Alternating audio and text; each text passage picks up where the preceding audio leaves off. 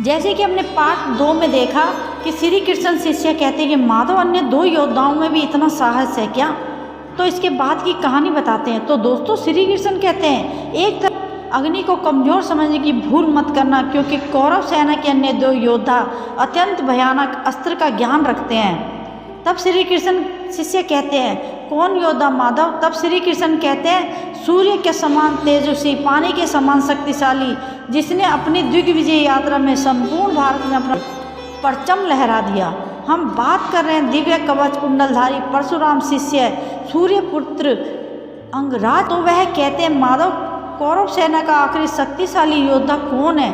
तब कृष्ण कहते हैं कि जिस प्रकार हमें सूर्य की तेज धूप से बचाने के लिए एक वृक्ष की जरूरत होती है, उसी प्रकार कौरवों की सेना की सुरक्षा के लिए अर्जुन के महागुरु द्रोण हैं। द्रोण अत्यंत शक्तिशाली एवं चतुर है। वह अपनी चतुर रणनीति से किसी भी अखंड सेना का सर्वनाश कर सकते हैं। तो वह शिष्य कहते हैं परंतु माधव क्या यह वीर योद्धा हमारे समक्ष भी युद्ध में खड़े होंगे। श्री कृष्ण कहते हैं अवश्य।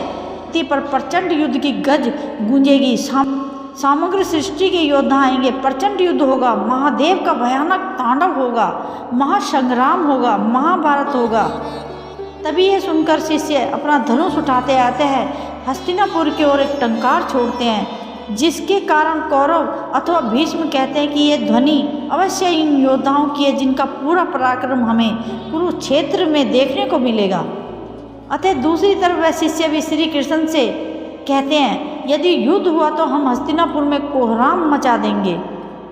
तभी कुछ समय पश्चात जब कुरुक्षेत्र में भीष्म कोहराम मचा रहे थे, तभी वह शिष्य भीष्म के समक्ष खड़े हो जाते हैं।